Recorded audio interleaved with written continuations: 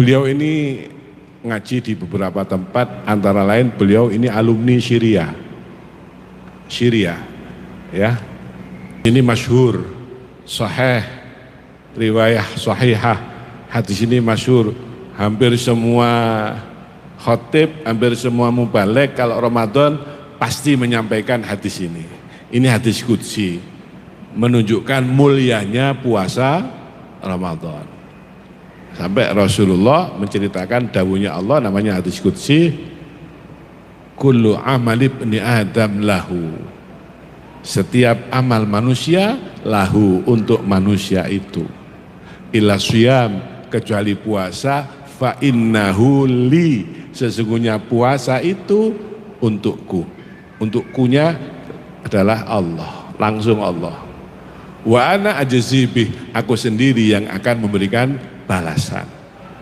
Jadi tema kita adalah sebetulnya hadis qudsi yang mudah-mudahan menumbuhkan motivasi, menumbuhkan semangat kita, kegembiraan kita menyambut bulan Ramadan, merindukan Ramadan. Dan kalau Allah mengizinkan kita bisa masuk bulan Ramadan, menambahkan umur kita di bulan Ramadan, mudah-mudahan menambah semangat kita untuk menjadikan Ramadan sebagai syahrul syam, syahrul qiyam, bulan ibadah, bulan baca Quran, bulan tahajud, bulan taraweh, bulan sholat jamaah, di samping syahrul syam, bulan puasa, bukan bulan hiburan.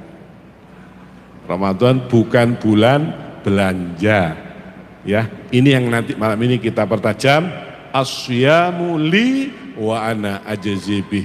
Apa yang dimaksud dengan hadis qudsi itu? Bagaimana seharusnya kita, ilmu apa? Nanti kalau waktunya nutut, jenengan silahkan tanya langsung kepada beliau. Beliau ini ahlinya ahli, kiainya kiai, intinya inti. Man masa ilal masjidih ila salatin maktubatin fil jamaati fahiya kahajatin, maka orang tersebut pahalanya yang berangkat dari rumah menuju masjid untuk salat berjamaah, maka pahalanya sama dengan haji. Ini ada dalam kitab Jami'us Shaghir, Masya Allah. Dan hajinya bukan hanya sekali sampean.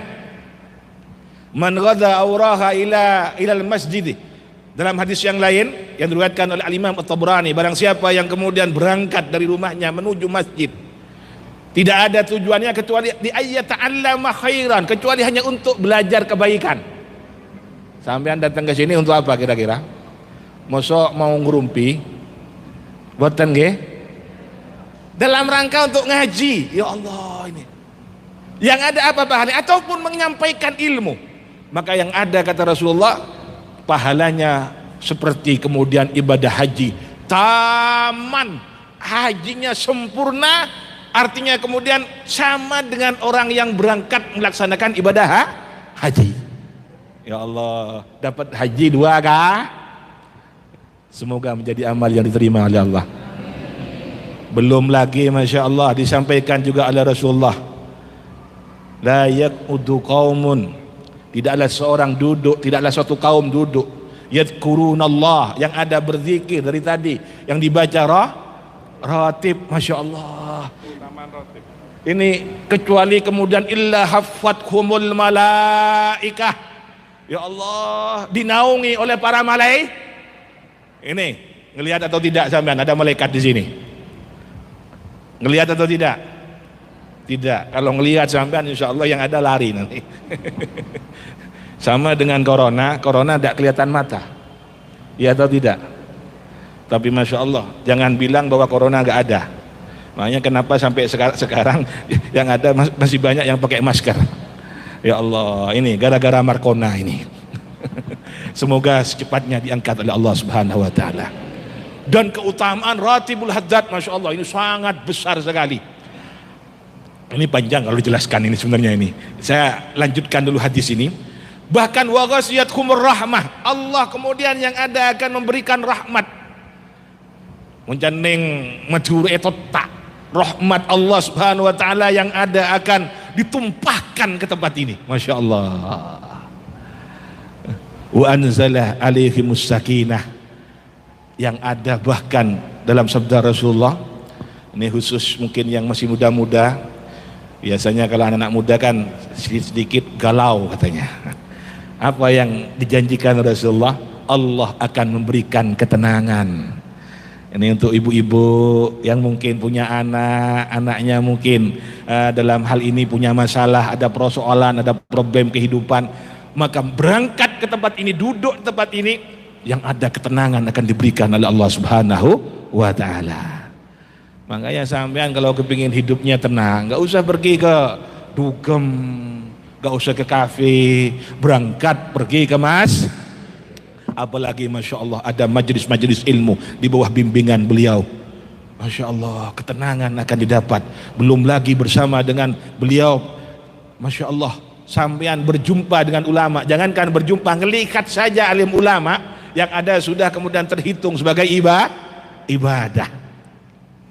Bahkan kemudian apa disebutkan juga oleh Rasulullah, yang ada kemudian Allah Subhanahu wa Ta'ala yang ada menyampaikan kepada para malaikat. Allah Subhanahu wa Ta'ala memproklamirkan, kamu lihat itu loh hamba-hambaku, mereka sedang menyebut namaku. Bahkan dalam hadis yang lain disebutkan, malaikat itu matur kepada Allah, ya Allah, ini ada orang yang datang ke majelis ini ikut berzikir, tapi ini pendosa, banyak dosanya. Ini orang gak niat sebenarnya, cuma ikut-ikutan saja. Tapi apa kemudian firman Allah? Ampuni juga dosa-dosa orang tersebut karena barokahnya majelis zikir. Makanya kenapa Rasulullah dalam hadis yang lain menyebutkan, idza marartum biriyadil jannah farta'u. Jika kalian melintasi yang namanya kebun surga, maka berhenti sejenak. Sahabat bertanya, apa yang dimaksudkan dengan kebun surga ya Rasulullah? Maka dijawab, yaitu adalah majelis zikir ataupun majelis ilmu. Masya Allah, semoga amal ibadah yang sudah kita lakukan menjadi amal yang diterima oleh Allah Subhanahu wa Ta'ala. Amin, Allahumma amin. Baik, sekarang kita masuk ke tema. Sebelum masuk ke dalam tema, saya ingin membuat prolog terlebih dahulu. Orang menghadapi bulan Ramadan ini banyak macamnya. Ada yang jauh sebelum Ramadan datang 10 hari ataupun 5 hari, 2 hari, yang ada ngersulo. Wis Ramadan maneh. Aduh, rokokan wis prei iki. Ada atau tidak yang seperti itu? Banyak. Alhamdulillah, jujur.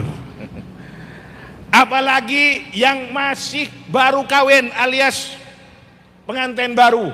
Waduh, libur panjang ini. Gini obatan. Ya Allah. Tapi ada mereka yang ketika beberapa hari sudah akan datang Ramadan, Masya Allah, bergembira, berbahagia dengan datangnya bulan Ramadan. Semoga kita termasuk yang kedua ini. Amin, Allahumma amin. Bagaimana agar kita termasuk yang kedua ini? Saya memberikan resep 3I, iman, ilmu, sama inabah. Kalau kita ingin menjadi orang yang kemudian bergembira ataupun bersukacita dengan datangnya bulan Ramadan, biasanya kalau khotib-khotib sering menyebut hadis yang hadisnya ini sebenarnya maudhu. Man fariha biduhuli Ramadan harramallahu jasadahu anin niran. Barang siapa yang bergembira, bersukacita dengan datangnya bulan Ramadan, diharamkan jasadnya dari api neraka. Ini hadis maudhu, untuk dijadikan dalil tidak layak ataupun tidak diperkenankan oleh ulama-ulama hadis. Makanya saya tidak ingin memakai hadis ini. Ada hadis yang diriwayatkan oleh Al-Imam An-Nasai, begitu juga kemudian oleh Al-Imam Ahmad, di mana kemudian di situ Rasulullah menjelang memasuki bulan Ramadan, akhir bulan Sya'ban, beliau menyampaikan, qad atakum syahrun azim, syahrun mubarak, telah datang, akan datang yang namanya bulan yang agung, bulan yang penuh barakah, dan seterusnya dan seterusnya. Dari hadis ini dan juga ada beberapa hadis yang lain, ada juga hadis yang diriwayatkan oleh sahabat Salman Al-Farisi, tapi ini pun juga ada yang menyebutkan hadis dhaif. Intinya apa? Di dalam kemudian hak menyambut Ramadan, kita memang dianjurkan bagaimana kita menyambutnya dengan penuh sukacita, dengan perasaan senang dan gembira. Persoalannya ini kan masalah rasa, gak bisa dipaksakan. Sama dengan apa bisa kira-kira saya misalnya dipaksa untuk mencintai misalnya seseorang, bisa atau tidak? Gak bisa. Namanya cinta itu rasa, tidak bisa dipaksakan. Rasa tidak bisa bohong. Bagaimana agar kemudian bisa tumbuh rasa senang, rasa bahagia? Sebagaimana yang saya ungkapkan, kiatnya 3 iman, ilmu, dan yang ketiga inabah. Saya contohkan seperti ini. Kira-kira kalau sampean mau kedatangan tamu agung, tamu istimewa, apa yang terjadi? Senang atau tidak? Senang. Tapi coba tetangga yang datang, apalagi wis nyelit duit mana iki?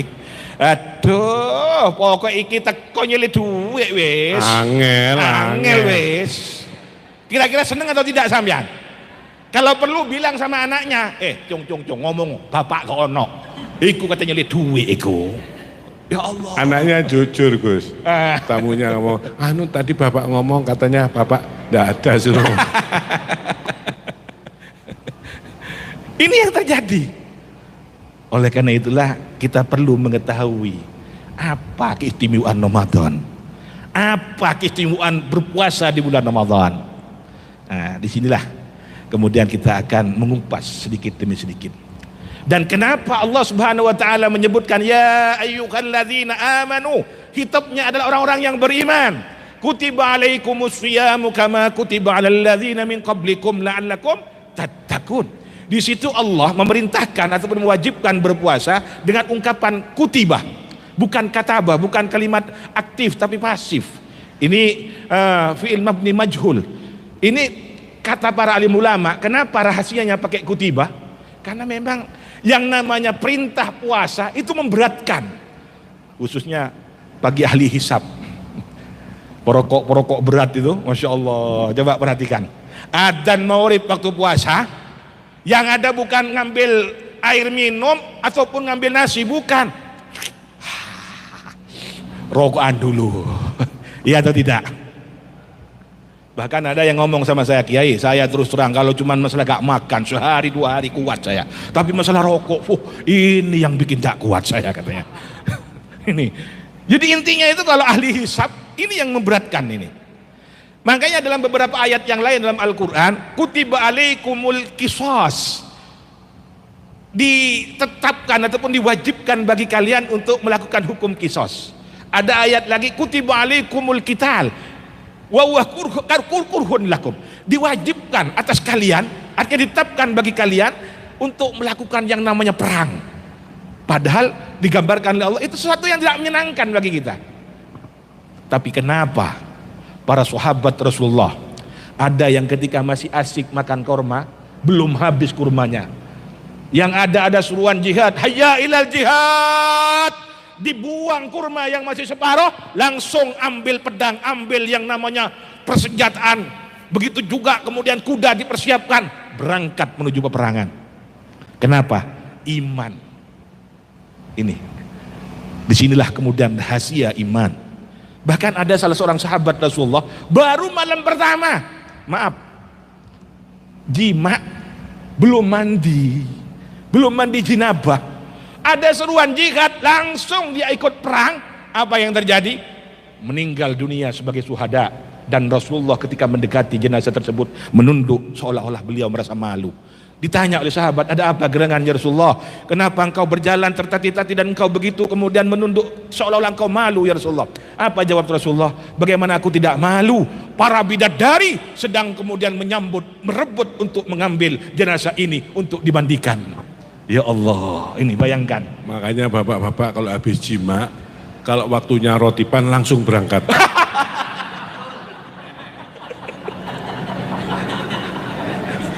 Nanti saya yang menunduk malu.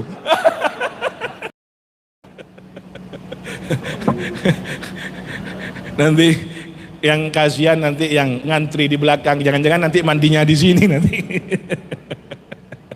Masya Allah, ini kekuatan iman ini. Bagaimana iman ini bisa memotivasi seseorang, menjadi spirit, menjadi energi bagi seseorang untuk bisa melakukan kebaikan-kebaikan. Oleh karena itulah mari kita tingkatkan keimanan kita. Di antaranya dengan memperbanyak zikir tadi, jaddidu imanakum. Karena memperbarui iman ini di antaranya itu dengan berzikir, membaca Al-Qur'an. Karena dalam paham Ahlus Sunnah wal Jamaah, iman itu yazidu wa yanqus, naik dan turun. Ibarat seperti katok itu. Katok itu kan naik dan turun. Nah, iman juga seperti itu. Oleh karena itulah bagaimana kita tingkatkan keimanan kita. Dan yang kedua, ilmu. Disinilah kita akan membahas hadis sebagaimana yang beliau maksudkan tadi. Bisa ya orang langsung Ramadan tanggal 1 langsung start, enggak pakai persiapan ilmu, enggak pakai persiapan iman, enggak bisa ya. Yang ada agak maksimal nantinya. Seorang pemain sepak bola ketika akan melakukan pertandingan ataupun bertinju, seorang Mike Tyson bertinju itu mungkin hanya beberapa menit, tapi latihannya, persiapannya bukan hanya berbulan-bulan, bertahun-tahun. Begitu juga kesebelasan sepak bola, itu latihannya Masya Allah berbulan-bulan bahkan bertahun-tahun. Apalagi bulan Ramadan. Ini kalau dijelaskan panjang juga bagaimana para alim ulama menjelaskan mempersiapkan bulan Ramadan, bahkan 6 bulan sebelumnya mereka sudah berdoa agar senantiasa diberikan kesanggupan ataupun kemudian bisa maksimal menyambut Ramadan dan bisa melaksanakan ibadah di bulan Ramadan. Jadi oleh karena itulah ini perlu mempersiapkan diri, mempertebal iman kita. Dan yang kedua, ilmu. Dan apa yang disampaikan oleh beliau tadi, hadis tadi, itu adalah juga diantara beberapa keutamaan yang ada pada bulan Ramadan ataupun tepatnya puasa di bulan Ramadan. Dalam hadis ini ada 2 riwayat. Yang pertama Al-Imam Bukhari, yang kedua yaitu Imam Muslim. Kullu amal ibni Adam lahu. Ini adalah riwayat daripada Imam Bukhari. Sedangkan dari Imam Muslim lain lagi redaksinya. Kullu amal ibni Adam yudha'afu, dilipat gandakan oleh Allah Subhanahu wa taala. Al-hasanatu bi asri amsalha wa ila 700 dhifin. Yang namanya pahalanya itu akan dilipat gandakan. Satu kebaikan yaitu dilipat gandakan 10 kebaikan. Sampai 700 kali lipat. Illas saum ataupun illas siyam fa innahu li wa ana ajzibi. Jadi ada riwayat dari Al-Imam Bukhari dan ada juga dari Al-Imam Muslim. Dari hadis ini ada beberapa pendapat para alim ulama. Dalam hal ini saya mengutip dari beberapa kitab, di antaranya Umdatul Qari, yaitu syarah daripada hadis riwayat Imam Bukhari yang ditulis oleh Al-Imam Badruddin Al-Aini. Begitu juga kemudian ada dari Al-Imam Ibnu Hajar dalam Fathul Barinya dan seterusnya dan seterusnya. Yang intinya adalah, poinnya adalah yang pertama, bahwa yang dimaksudkan hadis ini kullu amal ibni Adam lahu, bahwa semua amalnya manusia ataupun anak keturunan Nabiullah Adam itu untuk dirinya. Illa siyam fa innahu li wa ana ajzibi. Karena yang namanya puasa untuk diriku, bagiku, kata Allah. Ini dalam hadis qudsinya digambarkan bagaimana begitu indahnya Allah menyampaikan bahwa puasa ini untuk diriku dan aku yang akan membalasnya langsung. Yang perlu kita pahami dari hadis ini, yang pertama, bahwa ibadah yang paling disukai oleh Allah karena jauh dari yang namanya riya, jauh dari yang namanya ingin dipuji, bukan untuk pencitraan, itu adalah ibadah puasa. Coba kita perhatikan ibadah-ibadah yang lain, apalagi ibadah haji. Kata Al-Imam Al-Ghazali dalam Ihya-nya, ibadah yang paling rentan untuk riya termasuk sum'ah, ingin dipuji oleh orang ataupun pencitraan, itu adalah ibadah haji. Makanya sampai ada cerita, wah, mosok iku sawah 3 hektar, aku sing ono 10 hektar gak berangkat haji. Berangkat wes aku. Nah ini berangkat haji karena apa? Panas. Kira-kira ada atau tidak? Sebelum berangkat, tolong ya sampaikan nanti ke tetangga yang saudara-saudara nanti sampaikan saya mau berangkat tanggal sekian, kalau mau nganter bensinnya saya siapkan. Ya Allah, ya tentunya innamal a'malu binniyat, semuanya tergantung kepada niat. Tapi kadang-kadang ada terbersit dalam hatinya biar diketahui bahwa dirinya akan berangkat ibadah. Apalagi kalau sudah datang dari ibadah haji, terus tiba-tiba muncul misalnya temannya, teman sejak masih kecil, langsung kemudian nyapa, Mat, bagaimana Mat kabarnya Mat di sana Mat? Ya Allah, betul dia agak marah, tapi ngedumel di hatinya, kurang ajar, aku wis haji puluhan juta ongkosku, aku sih diceluk mamat, kian, gak ngerti apa aku haji kian. Bahkan kadang-kadang sampai kemudian ngamuk itu ke istrinya, koncomu itu, ya apa itu kurang ajar itu, aku wis haji sih diceluk mamat kian. Ya Allah, makanya menjaga keikhlasan ibadah itu suatu hal yang sangat sulit. Apalagi sholat juga begitu. Khususnya yang masih belum kawin tapi sudah tunangan. Apalagi kalau kemudian misalnya ke rumah mertua, ya Allah, usolli fardhus subhi ataupun usolli fardhul maghribi. Kenapa? Ada di rumah mertua. Yang biasanya bacaannya 3 kul huwallahu ahad, qul rabbil falaq, qul rabbin nas, ataupun paling bentar qul ya ayyuhal kafirun. Giliran kemudian di rumah mertua, sabbihisma rabbikal a'la. A'lanya langsung a'la gitu ya. Ya Allah, kenapa? Mertua. Ada yang biasanya kulhu kan ada mertua terus nekat baca wadduha. Wadduha, nekat ndak hafal itu sebetulnya. Wadduha, wadduha, nggak apa ayat betek Mas. Wadduha saja. Langsung Allahu Akbar. Jadi langsung ke sajanya. Insya Allah. Makanya saya ingat juga salah satu cerita, ada namanya Bahlul. Suatu ketika Bahlul lewat di sebuah desa, tiba-tiba ada masjid dibangun oleh para donatur. Namanya disebutkan, nama sudah. Jadi waktu itu proses pembangunan masih. Akhirnya keesokan paginya, pagi hari waktu itu, masyarakat dikejutkan. Masjid ini dibangun oleh Bahlul. Apa yang terjadi? Ngamuk masyarakat, termasuk yang nyumbang. Kurang ajar Bahlul, gak nyumbang sepersen pun. Kok yang ada kemudian ngaku-ngaku. Akhirnya dicari Bahlul ke rumahnya. Bahlul, kamu kurang ajar. Kenapa kamu buat tulisan seperti itu? Kamu kan gak ikut bangun, gak ikut nyumbang. Saya lo yang nyumbang, tapi saya kemudian ikhlas karena Allah. Akhirnya apa kata Bahlul? Sampean ini baru saya gitukan saja sudah marah-marah. Sampean kalau ikhlas mestinya tidak usah marah-marah. Allah kan tahu bahwa sampean yang bangun, nggak perlu disebut. Kenapa saya cabut pengumuman itu karena sampean marah? Sampean tandanya tidak ikhlas katanya. Nah ini bagaimana cerdiknya Bahlul mengingatkan bahwa memang sulit yang namanya ikhlas. Dan sekali lagi, kenapa puasa itu kemudian oleh Allah disebutkan as-saumu li wa ana ajzi bih? Karena memang puasa, bahkan kata Al-Imam At-Tabari dalam kitab tafsirnya, yang namanya puasa itu adalah ibadah yang paling memungkinkan untuk kita ikhlas semata-mata ibadah karena Allah. Kenapa? Karena tidak bisa dilihat yang namanya puasa itu. Contoh saja sampean wudhu atau sebelum wudhu kumur-kumur, 1 cibuk misalnya, setengah cibuk masuk ke perut, insya Allah gak ada yang tahu. Iya atau tidak? Tapi kenapa sampean tidak melakukan itu? Ataupun di rumah misalnya, istri mungkin waktu itu tidur siang, sampean pergi ke dapur, ambil nasi, makan sepuasnya. Setelah itu pura-pura lemes. Aku ya pergi poso kok saya lapar gini ya. Padahal sudah 1 piring habis sudah. Insya Allah istri sampean tidak akan tahu. Tapi kenapa itu tidak kita lakukan? Imanan wahtisaban ini.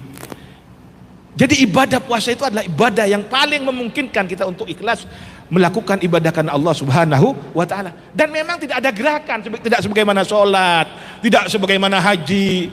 Kalau haji kan Masya Allah, tawaf selfie, sedang tawaf dikirim sudah, bahkan jadi status. Waduh, doa tahajud cepat sedang berdoa di depan Baitullah. Waduh, kira-kira ada atau tidak kira-kira seperti itu?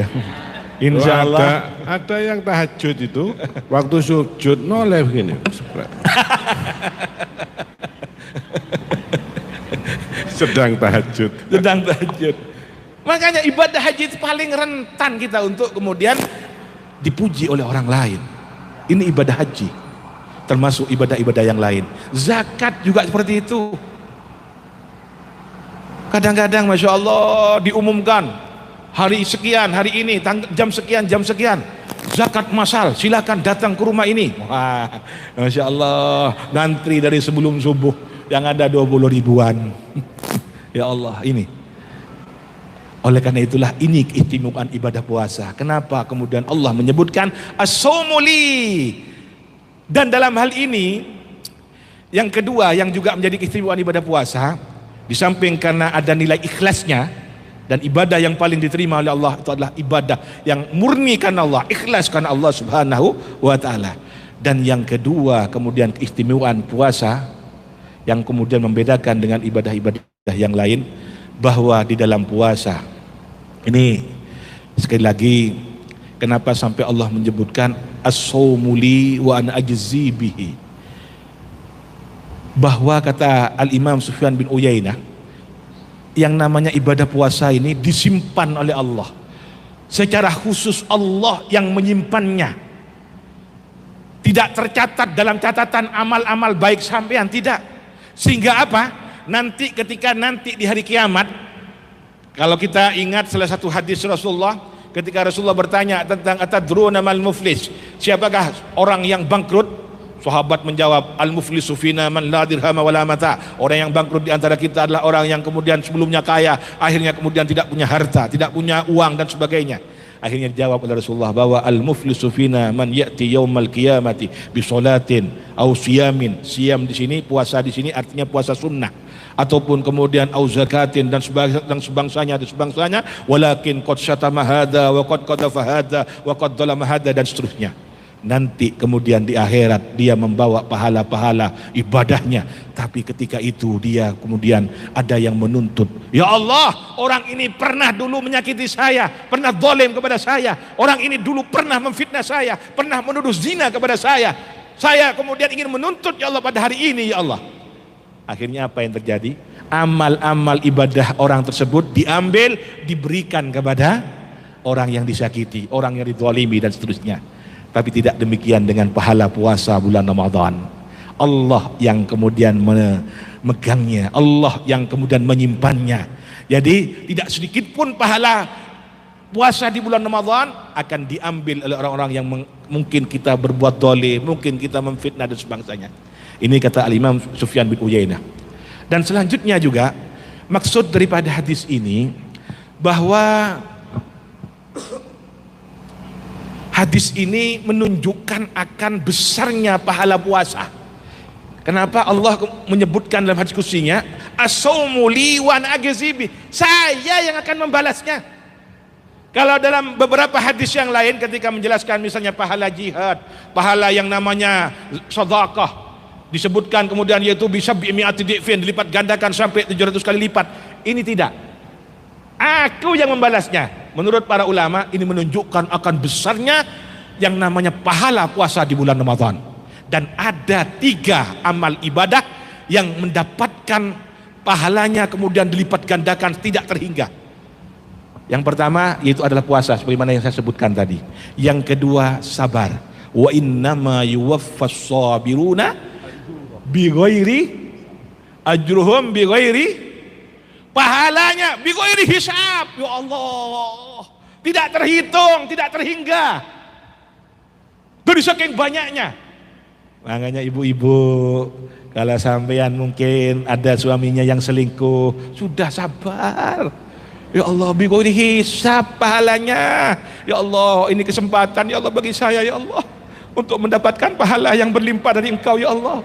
Amin. Silahkan teruskan Pak. Insya Allah ibu-ibu akan menerima dengan kesabaran. Apalagi seperti itu, Masya Allah. Monggo Pak, ikhlas saya Pak. Sama dengan istri saya Bu. Istri saya alhamdulillah, saya di madu siap katanya. Tapi syaratnya cuma dua. Yang pertama harus adil. Yang kedua, pulangkan aku ke rumah orang tuaku. Waduh. Yang kedua, yang ketiga, yaitu adalah memaafkan. Faman afa wa aslah fajruhu 'alallah. Barang siapa yang memaafkan dan berbuat baik, maka yang ada pahalanya Allah langsung yang akan memberinya, Allah yang akan membalasnya. Ini 3 amalan di mana kemudian Allah yang langsung akan membalasnya. Dari saking besarnya, dari saking kemudian agungnya pahala daripada 3 amalan tadi. 1. Puasa, 2. Sabar, 3. Memaafkan, al-afu. 3 amal yang pahalanya langsung diambil alih oleh Allah, tidak terhitung. Sabar, puasa, memaafkan. Masya Allah. Saya ingat dengan salah satu cerita cucu Rasulullah, Al-Imam Ja'far Shadiq. Ini sering disebut sebagai imamnya Syiah, padahal beliau ini imamnya Ahlus Sunnah wal Jamaah. Beliau pernah ketika sedang duduk, tiba-tiba budaknya, pembantu dan sekaligus budaknya, itu membawa yang namanya minuman. Panas masih minumannya Pak. Apa yang terjadi? Tumpah mengenai diri beliau, bukan hanya baju tapi juga badan beliau. Apa yang terjadi? Secara manusiawi beliau marah, tapi kemudian ingat dengan firman Allah, wal kadhiminal ghaidh wal 'afina 'anil nas wallahu yuhibbul muhsinin. Ketepatan budaknya ini pinter Pak.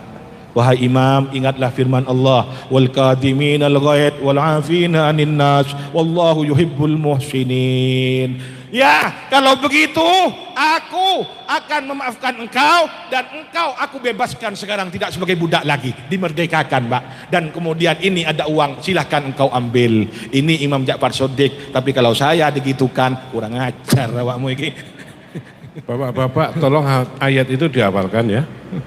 Itu ada surat Ali Imran ayat 135. Wal kadhiminal ghaidha. Itu cerita tentang ahli surga.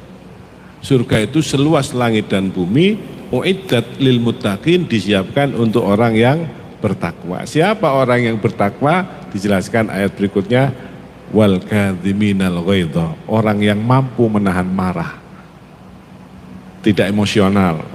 Nomor 2 ciri ahli surga, wal afina 'anin nas, dan mau memaafkan. Ini sampean apalkan, nanti dibuka HP-nya surat Ali Imran ayat 135 kalau tidak salah. Jadi kalau istri sampean ngamuk-ngamuk Pak, sampean wal kadhiminal ghaidha. Sik ngamuk wal afina 'anin nas. Subhanallah. Siap nggih Bu nggih? Alhamdulillah. Sehubungan dengan masalah ini, akhirnya istrinya ngomong, gak usah ayat-ayatan Pak. ilahiyah, madrasah ilahiyah, madrasah rabbaniyah, diklat pendidikan dan latihan yang langsung dari Allah Subhanahu wa ta'ala. Sehingga bagaimana Ramadan ini bisa menjadi momentum bagi kita untuk merubah pribadi, tabiat, watak dan sebangsanya dari yang sebelumnya jelek menjadi baik. Terus terang saya tidak setuju dengan ungkapan lek watu iku iso waras, lek watak iku gak iso. Ini sebuah ungkapan yang tidak benar. Oleh karena itulah jadikan Ramadan sebagai momentum untuk kemudian yaitu merubah akhlak kita, pribadi kita. Dalam hal ini kalau saya tadi menyebutkan 3I, apa? Iman, ilmu, dan inabah. Dan ilmu ini sekali lagi terus terang penting sebagaimana tadi disebutkan oleh beliau, wal kadhiminal ghaidh. Saya ingat juga ada salah satu hadis Rasulullah, dan terus terang ini yang sering saya pegang Pak. Ada salah satu hadis Rasulullah, ana zaimun fi ribadil jannah liman tarakal mira wa in kana muhiqqan. Saya menjamin, Masya Allah, jaminan langsung dari Rasulullah, bagi siapa saja yang meninggalkan berbantah-bantahan walaupun benar sekalipun, dijamin nanti akan mendapatkan rumah ataupun kebun dan sekaligus rumah nanti di surganya Allah Subhanahu wa ta'ala. Terus terang kalau misalnya istri saya sedang ngomel, Pak, saya diem. Ingat hadis ini, ana zaimun fi ribatil jannah liman tarakal mira. Ya wis karepmu wis. Ya wis entekno wis, entekno wis. Ya Allah, itu kesempatan bagi kita untuk mendapatkan surga yang dijanjikan oleh Rasulullah sallallahu alaihi. Kalau punya ilmu enak, Pak. Ya Allah. Makanya saya ingat Sayyidina Umar Ibn Khattab. Sayyidina Umar itu paling kerasnya orang. Sayyidina Umar paling kerasnya orang. Tapi apa yang terjadi? Pernah suatu ketika ada yang namanya kemudian Amr ibn Qais. Beliau seorang teman musyawarah, seorang hafidul Quran, teman musyawarah daripada Sayyidina Umar. Beliau punya sepupu namanya Uyainah, ingin ketemu sama beliau, yaitu Amirul Mukminin Sayyidina Umar ibn Khattab. Apa yang terjadi? Akhirnya diatur waktu. Beliau seorang presiden, tapi masya Allah akhirnya mau menerima seseorang karena rekomendasi dari Amr ibn Qais ini. Singkat cerita, bertemu sudah. Apa yang terjadi? Si Uyainah langsung menghina Sayyidina Umar. Kamu ini sebagai pemimpin tidak benar, kamu ini tidak becus. Bayangkan seorang Sayyidina Umar digitukan, merah wajah beliau.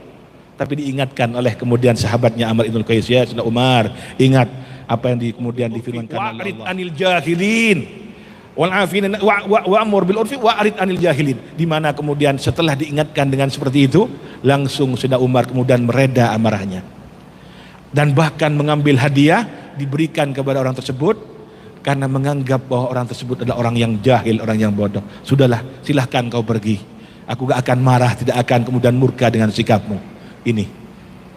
Bahwa dengan ilmu seseorang akan bisa terjaga, akan kemudian bisa berada di jalan yang diridhai oleh Allah Subhanahu wa taala. Dan bulan Ramadan mari kita jadikan momentum untuk membentuk pribadi kita. Dengan yang pertama, ini 3M, ada 3M. Muhasabah, mujahadah, dan yang ketiga di samping kemudian muhasabah dan mujahadah yaitu kemudian melakukan munajat. M yang pertama, muhasabah. Cobalah paling tidak setiap mau tidur misalnya, kita muhasabah, mengevaluasi, introspeksi. Ya Allah, saya kayaknya masih punya penyakit hati saya ini. Penyakit saya, sombong, cerek, kreket, medit, bin pelit.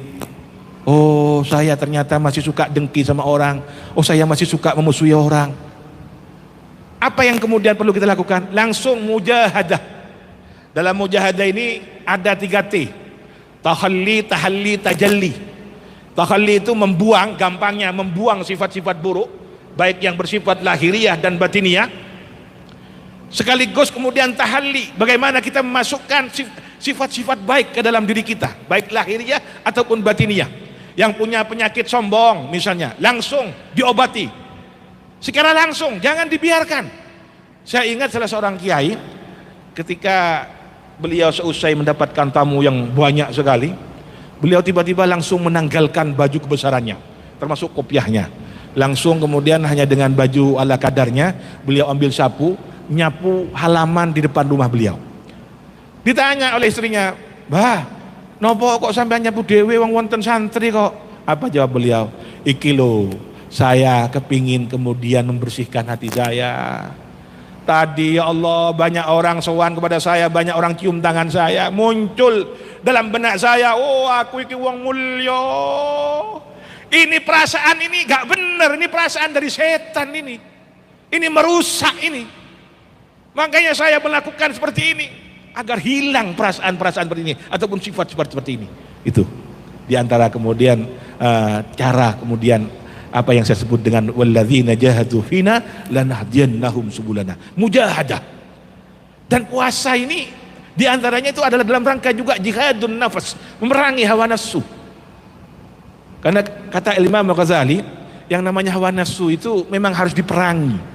Memang harus kemudian kita bukan berarti dibunuh, bukan untuk membunuh hawa nafsu, karena hawa nafsu bagaimanapun juga sangat penting.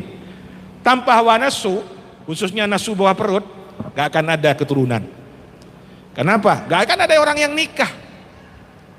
Makanya kemudian disinilah perlu yang namanya mengendalikan hawa nafsu sesuai dengan apa yang dianjurkan oleh agama. Nafsu seks dengan nikah. Begitu juga yang kedua, di samping mengendalikan hawa nafsu, yang kedua kita berusaha mengendalikan hawa nafsu ini tak ubahnya seperti mengendalikan kuda liar, kata Imam Ghazali. Yang pertama itu dengan mengendalikannya, jangan mengikuti apa yang menjadi keinginan hawa nafsu. Dan yang kedua, beri beban yang berat. Sebagaimana kuda yang liar, kasih beban yang berat. Maksudnya apa? Perbanyak ibadah. Oleh karena itu dalam bulan Ramadan, sampean capek, jangan kemudian tidur. Betul memang, naumus shaimi ibadah. Tidurnya orang puasa itu ibadah. Tapi habis subuh, tidur, setelah itu maurib, mau buka puasa, bangun. Ini bukan ibadah namanya ini. Jadikan kesempatan pada saat sampean lemah fisik sampean, ketika kemudian beribadah puasa, jadikan kesempatan. Hei nafsu, iki lo, aku saikin didik kamu. Kamu jangan kemudian dituruti terus. Perbanyak baca Al-Quran, perbanyak kemudian. Kenapa? Al-Quran bisa menghilangkan penyakit-penyakit dalam hati kita. Kombowati iku ono limang perkara, termasuk di dalamnya adalah membaca Al-Quran, tentunya dengan tadabbur, dengan kemudian menghayati. Selanjutnya munajat, berdoa kepada Allah Subhanahu wa Ta'ala menjelang subuh ataupun sepertiga malam, salat tahajud, memohon kepada Allah. Bukan hanya urusan dunia, tapi juga memohon kepada Allah. Di samping kesehatan fisik, kesehatan batin kita. Ya Allah, dalam diri saya masih ada kemudian kebencian kepada orang lain. Ya Allah, tolong kau bersihkan hati saya. Ya Allah, kalau perlu baca ya Kudus, ya Kudus, ya Kudus 100 kali. Perbanyak baca sholawat, baca alam nasrah laka sadrak. Ya Allah, bersihkan hati saya. Ya Allah, jangan dipelihara. Ini kadang-kadang penyakit hati dipelihara, sakitnya tuh di sini. Pokoknya aku gak nyepuro, 7 keturunan aku tetap gak nyepuro. Ya Allah, orang yang seperti ini sudah menutup pintu hidayah. Makanya sekali lagi, mari kita upayakan Ramadan ini kita jadikan momentum. Dan sekali lagi saya ingin kembali kepada apa yang saya sampaikan dari awal, bahwa ada beberapa kenikmatan. Ada kenikmatan yang bersifat jasmaniyah, kenikmatan fisik. Contoh makan, minum, tidur, itu kenikmatan fisik. Ada lagi kenikmatan akliyah, kenikmatan akal, pikiran kita. Ini saya ingat dengan ceritanya Al-Imam Imam Sibawayh, ulama ahli nahu.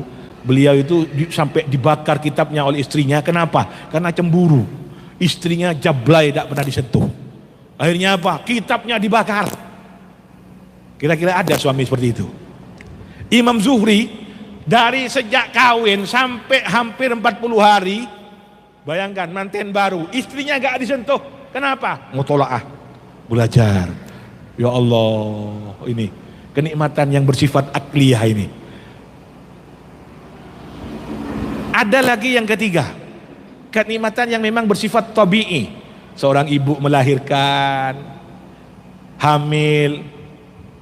Makanya dalam Al-Quran orang hamil itu wahnan ala wahnin, sakitnya di atas sakit, menderita di atas menderita. Tapi Masya Allah, ibu kemudian dengan sabar, Alhamdulillah, ya Allah sampean ngasih anugerah sama saya, ya Allah, seorang calon bayi, seorang anak, ya Allah. Senang, nikmat rasanya, walaupun hamil, bahkan apalagi melahirkan.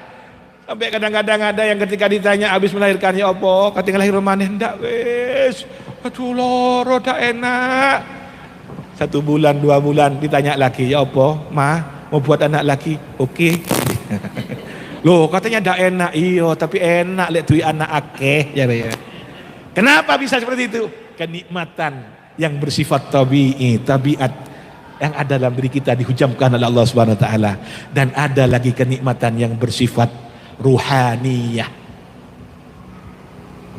Dan ini yang kemudian terjadi kepada Rasulullah. Rasulullah kalau punya masalah, sumpek-sumpek, yang ada beliau menyampaikan kepada sahabat Bilal, ya Bilal, arihna bis shalah, istirahatkan aku dengan salat. Wa ju'ilat qurratu aini bis shalah, dijadikan dengan salat yang ada pelipur hatiku, penghibur hatiku. Ini kata Rasulullah. Makanya Rasulullah kalau salat malam, Pak, ya Allah, itu lama sekali. Dari saking lapanya sampai kakinya bengkak. Sama dengan kita, bengkak tapi karena asam urat. Ini Rasulullah dari saking lamanya sampai bengkak. Kalau sampean malam apanya yang bengkak, Pak?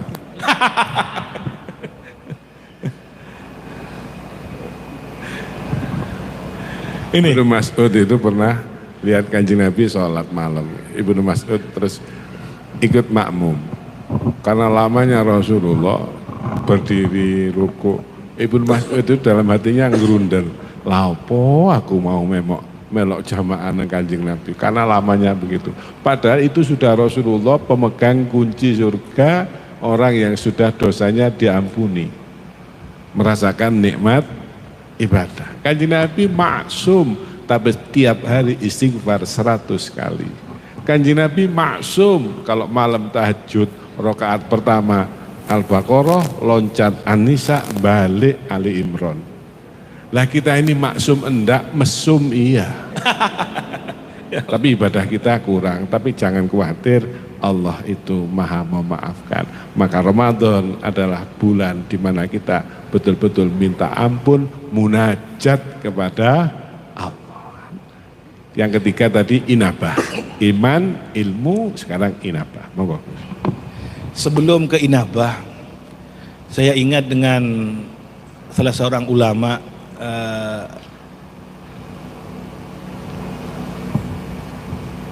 suatu ketika menjelang sakratul maut, beliau itu menangis. Dan ditanya, apa gerangan yang membuat engkau menangis?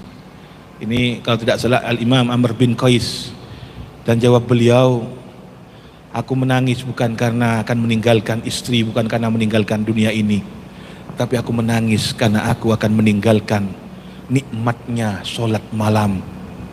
Ketika aku sendiri bermunajat kepada Allah, yang ada beribadah kepada Allah. Dan yang kedua, kenikmatan yang aku dapati ketika saat terik panas matahari, sedangkan aku sedang berpuasa. Ya Allah, saya terus terang gak terbayang, puasa lu dianggap nikmat. Masya Allah, kenapa? Dan ini kita akan merasakan nanti kalau kita sudah betul-betul berpuasa. Makanya dalam hadis yang lain Rasulullah mengungkapkan, saya bisa kemudian memenuhi apa yang kau perintahkan, ya Allah. Saya bisa berpuasa, ya Allah, nikmat rasanya. Dan ini kaitannya dengan kemudian kenapa sekali lagi kita perlu inabah, agar kita bisa merasakan nikmatnya beribadah, manisnya beribadah.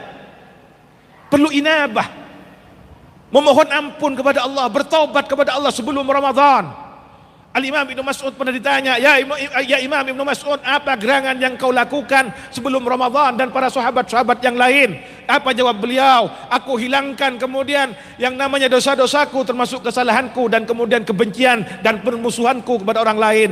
Aku usahakan untuk meminta maaf, aku usahakan untuk kemudian aku hilangkan semua yang namanya dendam, kebencian kepada orang lain. Ini kenapa? Jangan menganggap remeh dengan dosa ataupun kesalahan sekecil apapun.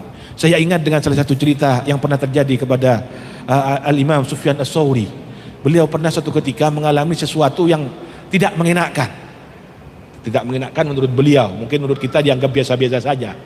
Apa? Sholat tahajud males dan tidak ada perasaan nikmat bertahajud. Ya Allah, ada apa gerangan? Ya Allah, kok seperti ini saya, ya Allah. Beliau kemudian merenungkan, bermuhasabah, apa gerangan dosa apa yang saya lakukan, ya Allah. Sampai kemudian beliau mendapat isyarah, apakah kamu tidak ingat suatu ketika engkau pergi ke suatu masjid melakukan sholat berjamaah, dan di masjid tersebut ada orang yang berdoa sambil menangis, dan dalam hati Al-Imam Sufyan As-Tsauri kemudian ada kretek ribah, ngerasani cuman dalam tidak sampai diungkapkan dalam mulut. Iki tunggu nangis, iki kepingin delem bi wong iki, pencitraan iki. Itu yang ternyata membuat beliau beberapa hari malas beribadah, bahkan tidak merasakan nikmatnya beribadah kepada Allah Subhanahu wa ta'ala.